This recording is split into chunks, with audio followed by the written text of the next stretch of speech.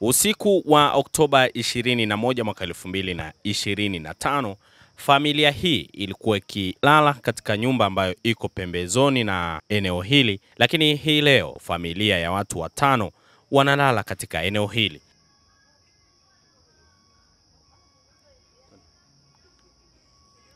Kilichopelekea familia hii kuishi katika eneo hili ni baada ya mwanaume mmoja anayefahamika kwa jina la Bariki Mwambapa, ambaye inaelezwa kwamba aliamua kuwaondoa katika nyumba hii aliyekuwa mke wake pamoja na watoto wake, huku akidai kwamba ni kutekelezwa kwa amri ya mahakama iliyoamuru nyumba hii iuzwe kutokana na yeye pamoja na mke wake kupeana talaka, jambo ambalo mahakama iliamuru wagawane mali hizi.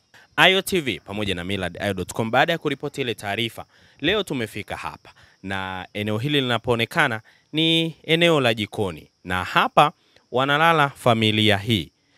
Yuko mama pamoja na watoto. Sasa tutazungumza nao waweze kutuambia kuhusiana na hili, kwa sababu mwanzo walikuwa wanaomba serikali iweze kuwasaidia, lakini tumefika hapa leo tumeona mazingira ambayo wanayoishi.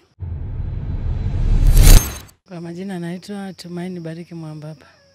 Kilitokea kutolewa kwenye nyumba na mpaka tumefika kulala hapa na vitu kutolewa nje na nyumba imefungwa, ndio maana tuko hapa.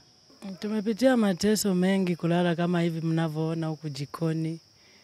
Saa nyingine tunang'atwa na mambu. Saa nyingine yani unashindwa hata mahali hata pa kugeukia. Ndio hivyo tumejikuta tu tunalala huku kwa sababu hatuna mahali pa kulala tena. Tunaolala huku jikoni tuko watano. Mimi, mtoto wangu na mtoto wa rafiki yangu na wifi yangu na mwingine ni mtu wa nyumbani tu. Kwa kweli hatukusaidi kabisa kulala hapo, ni basi tu kwa sababu imetokea. Kwa sasa hivi kumwamini kwangu itakuwa ngumu kwa sababu ile jambo limezunguka kwa muda mrefu sana. Nikisema labda yani anatania, lakini kwa kitendo alichokifanya, kwa sababu hili sio jambo la kwanza. Ilitokea amenikamata, ameniweka lock up. Ilitokea amenitolea vyombo hivyo kama alivyonitolea sasa hivi. Kwa hiyo nayo hesabu ni mara ya pili kunitolea vyombo nje. Kwa mpaka sasa hivi mimi moyo wake yani sijauamini kwamba kweli upendo wake huko ndani kwangu kweli. Kwamba kweli ananipenda kama mke. Siko tayari kwenda Mbeya yani. Yani ninavyoona vitendo anavyovifanya kunifanyia kama mke yani. Naona kama havikustahili kabisa. Ilikuwa ni jambo tu tukae tuelewane, tukubaliane kama mke na mume kama wanavyopanga.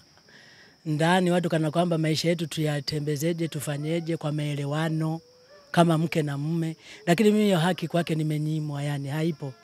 Naona kama anisamini. Yani kwa kweli usalama hapo hauko vizuri kabisa kama mnavyopaona. Yani baridi kama nilivyosema, mbu.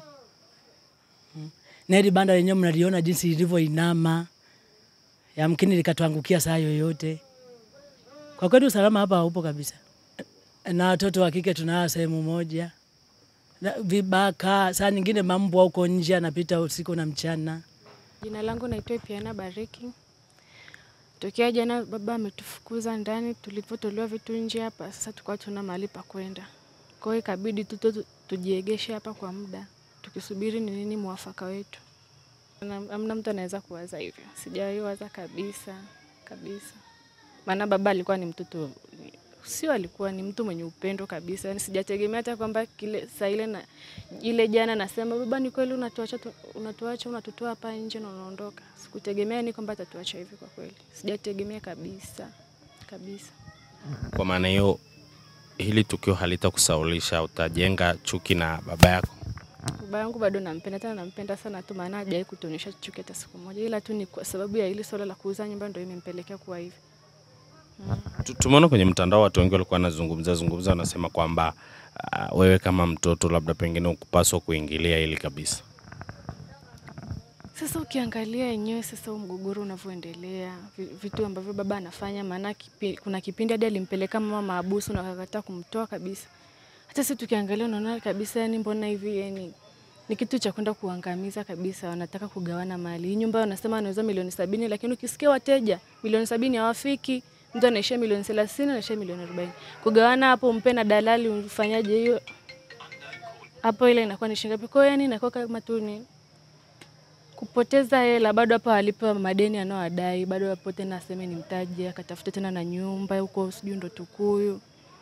Kwa hiyo tunaona hivyo kama tu ni uharibifu, maana hata mama alimshauri akasema hii nyumba tuiache, tukodishe, tuende huko Mbeya kama nataka kwenda Mbeya, maana mama hakukataa kwenda Mbeya.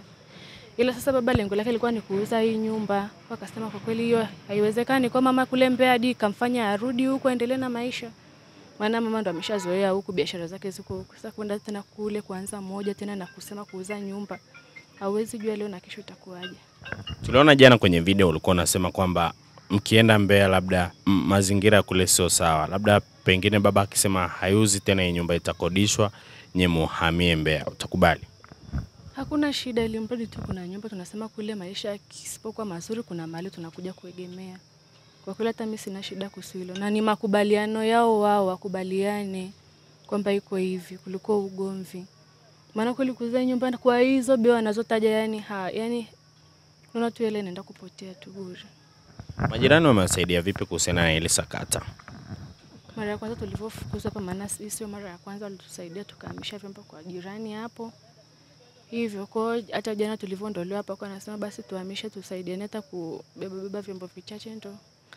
Tukasema tu tusiwape tena mizigo. Kwa hiyo akasema tuwe tunalala hapa tunalinda hivyo.